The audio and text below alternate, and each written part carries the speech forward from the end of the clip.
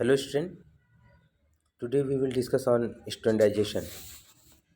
Standardisation को हम लोगों ने फार्मास्यूटिकल एनालिसिस का एक इम्पॉर्टेंट टॉपिक है।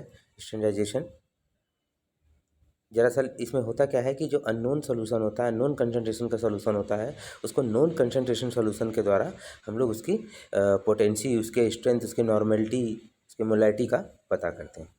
That is called standardisation. ये फार्मास्यूटिकल एनालिसिस में बहुत ही इंपॉर्टेंट टॉपिक है।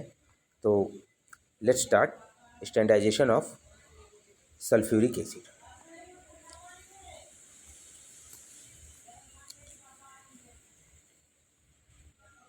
अगर हम सल्फ्यूरिक एसिड की बात करें तो sulphuric acid is a diprotic acid and one N solution contain 98.08/2 49.04 gram of H2SO4। यहाँ पर ध्यान देने वाली चीज़ है कि जब मोलैरिटी की हम बात करते हैं तो उस केस में जितना भी मोल्स है, जैसे सल्फ्यूरिक एसिड का मॉलिक्यूलर वेट 98 होता है, 98.02 होता है, तो जब हम मोलैरिटी के बेस पे निकालते हैं तो पूरा मोल्स यूज़ करते हैं। और जब हम उसमें नॉर्मलिटी की बात करते हैं तो हमें उसका इक्विवेलेंट वेट निकालना पड़ता है। इक्विवेलेंट वेट क्या होता है कि उसमें जितने भी एच आयन या ओ एच आयन है उसे डिवाइड करना पड़ता है। चूँकि H2SO4 में एक डाइप्रोटिक है, 2 प्रोटॉन है इसमें, इस वजह से 98 को 2 से डिवाइड किया गया है और इसका जो इक्विवेलेंट वेट आया है 49.04 ग्राम है। ये इसलिए है कि इसी कैलकुलेशन के बेस पर हम वन नॉर्मेलिटी का सॉल्यूशन बनाएंगे। वन नॉर्मेलिटी के लिए 49.04 ग्राम यूज़ करते हैं, जबकि वन मोलैरिटी के लिए हम पूरा 98.08 ग्राम यूज़ करते हैं। It is an example of alkalimetry. Alkalimetry का ये एक एग्जाम्पल है।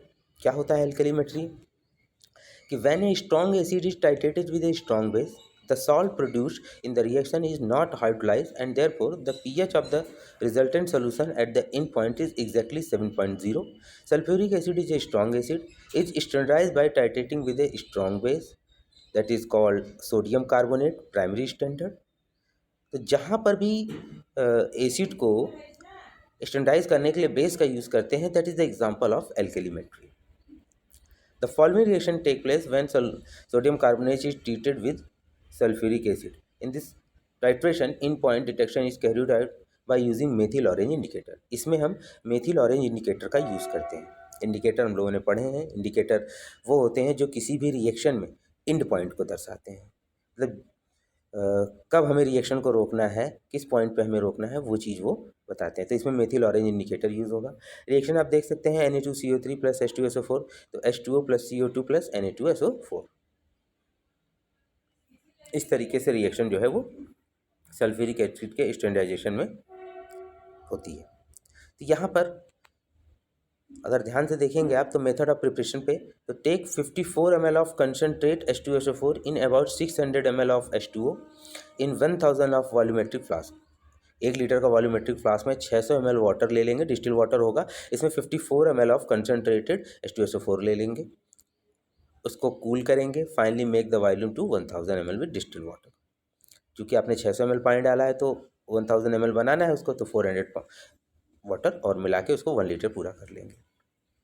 अब इसको स्टैंडर्डाइज करने के लिए take about 3.0 gram of anhydrous Na2CO3 dried previously at 270 degree centigrade for 1 hour. 1 घंटे तक हम क्या करेंगे, ड्राई किया हुआ सोडियम कार्बोनेट हम यूज़ करेंगे। इसमें 3.0 ग्राम लेंगे।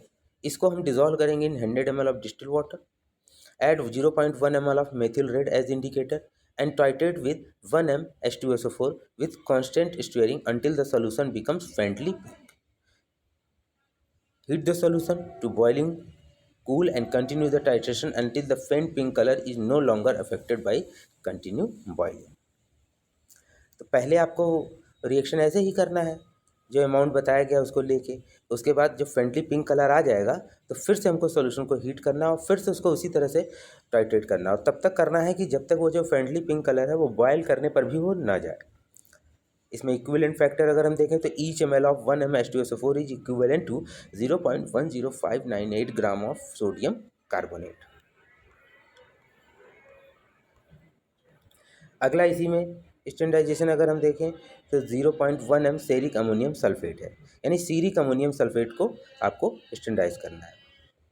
जैसे कि मैंने आपको शुरू में ही बताया था कि मोलैरिटी एंड नॉर्मेलिटी, नॉर्मेलिटी में इक्विवेलेंट वेट और मोलैरिटी में टोटल जो मोल्स होते हैं उसके वेट को कंसीडर किया जाता है।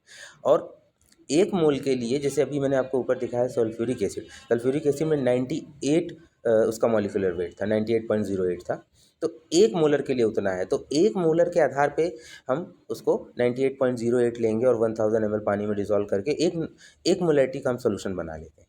तो चूंकि एक का पता चल गया है तो उसके आधार पर हम 0.1 m, 0.2 m या जो भी कंसनट्रेशन का सोल्यूशन है वो हम उसको इसी हिसाब से बना लेते हैं। तो इसी तरह आप इसी बेस पर आप यहाँ पे डिफरेंट टाइप ऑफ कंपाउंड होंगे, मगर जो उनका तरीका होता है बनाने का वो वही रहेगा। तो इसमें 0.1 m सेरिक अमोनियम सल्फेट है। तो इसका जो प्रिंसिपल है उसको देखेंगे। It is a redox titration. Ceric ammonium sulphate is titrated with arsenic try oxide solution. इसमें जो आर्सेनिक है वो प्राइमरी स्टैंडर्ड है, जैसे वहाँ पे प्राइमरी स्टैंडर्ड आपका सोडियम कार्बोनेट था सल्फ्यूरिक एसिड में, in presence of sodium hydroxide and osmic acid solution. अब देखिए, प्राइमरी स्टैंडर्ड और सेकेंडरी स्टैंडर्ड हम लोगों ने एनालिसिस में पढ़ा हुआ है। प्राइमरी स्टैंडर्ड होते हैं जिनका कि जो प्योरिटी या नॉर्मेलिटी जो होती है वो स्टैंडर्ड होती है, मतलब उसको हमें चेक करने की ज़रूरत नहीं होती। और सेकेंडरी स्टैंडर्ड जिनकी हमको चेक करनी पड़ती है कंसंट्रेशन, जैसे यहाँ पर प्राइमरी स्टैंडर्ड के रूप में आपका आर्सेनिक ट्राइऑक्साइड, और सेकेंडरी स्टैंडर्ड जिसका हम पता कर रहे हैं वो है सेरिक अमोनियम सल्फेट। यहाँ पर रिएक्शन देख सकते हैं, आर्सेनिक ट्राइऑक्साइड जो है सोडियम हाइड्रोक्साइड से रिएक्ट करेगा, सोडियम आर्सेनिक ऑक्साइड बनाएगा, फिर ये क्या होगा, हाइड्रोलिसिस होगी इसकी, और लास्ट में सेरिक जो ऑस्मिक एसिड का निर्माण हो जाएगा। इसको मेथड क्या है प्रिपरेशन करने का। सबसे पहले 65 gram of ceric ammonium sulphate with the aid of gentle heat in a mixture of 30.0 ml of sulphuric acid and add 500 ml of distilled water. फिर हम कूल करेंगे, फिल्टर करेंगे सॉल्यूशन को। If turbid and dilute to 1000 ml with distilled water. अगर turbidity आ रही है तो उसको फिर हम 1000 ml डिस्टिल्ड वाटर से डाइल्यूट कर लेंगे। अगर उसमें किसी भी तरीके की टर्बिडिटी है तो हम उसको फिल्टर कर लेंगे और उसके बाद हम उसको 1000 ml डिस्टिल वाटर से हम उसको डाइल्यूट कर लेंगे। मेथड ऑफ स्टैंडर्डाइजेशन में अगर हम चलें तो weigh accurately about 0.2 gram of arsenic trioxide previously dried at 105 degree centigrade for 1 hour and transfer to a 500 conical flask. Wash down the inner walls of the flask with 25 ml of a 8.0% weight by volume solution of sodium hydroxide. Swirl to dissolve, add 100 ml of distilled water and mix.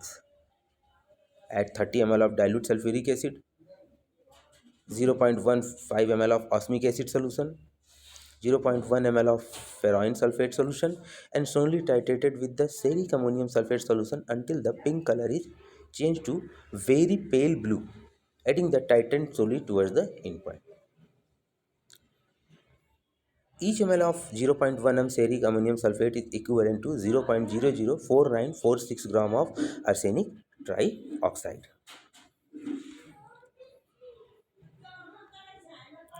इसी में जो अगला compound है वो है potassium permanganate. The principle of standardisation of potassium permanganate is based upon the redox titration in which strength of an oxidizing agent is estimated by titrating with a reducing agent, vice versa. Potassium permanganate acts as a strong oxidizing agent in acidic medium that oxidizes oxalic acid into carbon dioxide. Known strength of oxalic acid is titrated directly with potassium permanganate. In point can be detected with appearance of permanent pink color. Potassium permanganate act as a self indicator. Potassium permanganate जो है वो self indicator के रूप में यहाँ पर use होता है। पोटेशियम परमैंगनेट सल्फ आपका देख सकते हैं आप इसको, सल्फ्यूरिक एसिड बाइकार्बोनिक एसिड से रिएक्ट करके potassium sulphate, magnesium sulphate, water और कार्बन डाइऑक्साइड में अलग हो जाता है।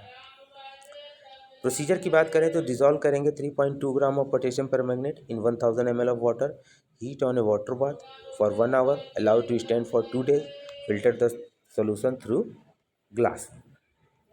फिल्टर कर लेंगे, इस तरह से वो सोल्यूशन जो है वो प्रिपेयर हो जाएगा। इसके बाद हम इसका स्टैंडर्डाइजेशन कैसे करेंगे। Take 20 ml of oxalic acid solution, add 5 ml of 1 m sulphuric acid, warm the mixture to about 700 degree centigrade, titrate with potassium permanganate solution taken in the burette. End point is appearance of pink color that persists for 30 second. और इसमें जो formula है वो N1V1 is equal to N2V2, जिसमें N2 is equal to N1V1 upon V2। N2 यहाँ पर जो ये फार्मूला दिया गया है, ये जितने भी हम स्टैंडर्डाइजेशन करते हैं उन सब के लिए ये फार्मूला है। N2 जो है ये normality of the unknown concentration है, जिसको स्टैंडर्डाइज करना है उसकी जो नॉर्मेलिटी है उसको हम यहाँ पर निकाल रहे हैं। तो इस तरीके से हम डिफरेंट टाइप ऑफ कंपाउंड्स की नॉर्मेलिटी और मोलैरिटी के बेस पर हम उसके स्टैंडर्डाइजेशन कर सकते हैं, उसके कंसंट्रेशन को हम पता कर सकते हैं। इसमें जो ज़्यादा इम्पॉर्टेंट चीज़ें हैं वो उसका मॉलिक्यूलर वेट, इंडिकेटर, ये सब चीज़ें उसमें देखने लायक हैं, जिसके हेल्प से हम स्टैंडर्डाइजेशन करते हैं। So study well, thank you.